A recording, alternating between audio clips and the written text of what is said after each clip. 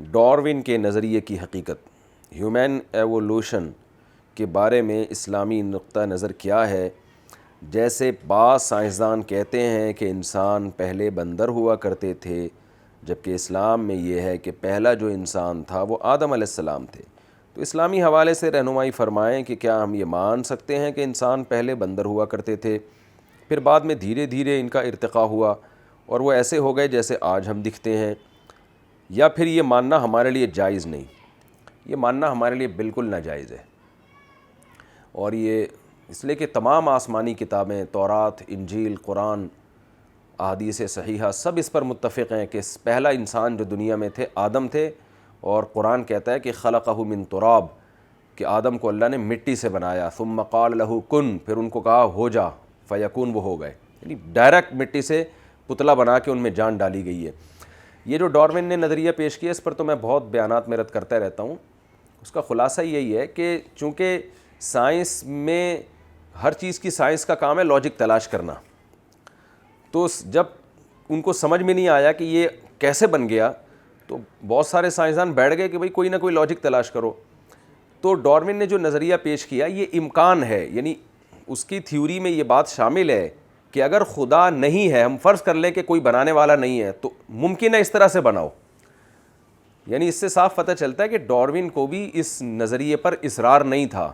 Darwin کا خیال یہ تھا کہ اگر ہم یہ فرض کر لیں کہ خدا نہیں ہے، تو اس بات کا امکان ہے کہ شاید اس طرح سے انسان وجود میں آیا ہو، اس طرح سے۔ اور یہ تھیوری ہے، ریسرچ نہیں ہے۔ تھیوری کا مطلب یہ ہوتا ہے کہ نظریہ پیش کیا ہے جو صحیح بھی ہو سکتا ہے، غلط بھی۔ جب سائنسدان کہتے ہیں کہ یہ ریسرچ سے ثابت ہے، ریسرچ سے ثابت کا مطلب ہوتا ہے کہ سائنس نے اس پہ 2 اور 2 4 کی طرف فیصلہ کر دیا ہے۔ تو ڈارون کی تھیوری ابھی تک تحقیق نہیں بنی ہے کہ نظریہ کے طور پر اس کو لیا جاتا ہے، لیکن اس میں اتنے سارے اشکالات ہوتے ہیں کہ اگر اس تھیوری کو آپ 2 منٹ کے لیے صحیح مان لیں، وہ اشکال یہ ہوتے ہیں کہ یہ جو بندر سے انسان بنائے، یہ آہستہ آہستہ بنائے، تو وہ درمیان کی نسلیں ایک دم سے غائب کیوں ہو گئیں؟ یعنی ایسا ہوتا نا، لاکھوں کروڑوں بندر تھے، تو کچھ بندر انسان، یعنی کچھ ایسی نسلیں وجود میں آتی جن میں بندر پن زیادہ ہوتا، انسان پن کم ہوتا۔ کچھ ایسے ہوتے جن میں بندر پن کم ہوتا، انسان پنا زیادہ ہوتا۔ اور کچھ ایسے ہوتے جو آدھے بندر ہوتے آدھے انسان ہوتے، اور کچھ ایسے ہوتے جو ہم جیسے پورے انسان بن گئے۔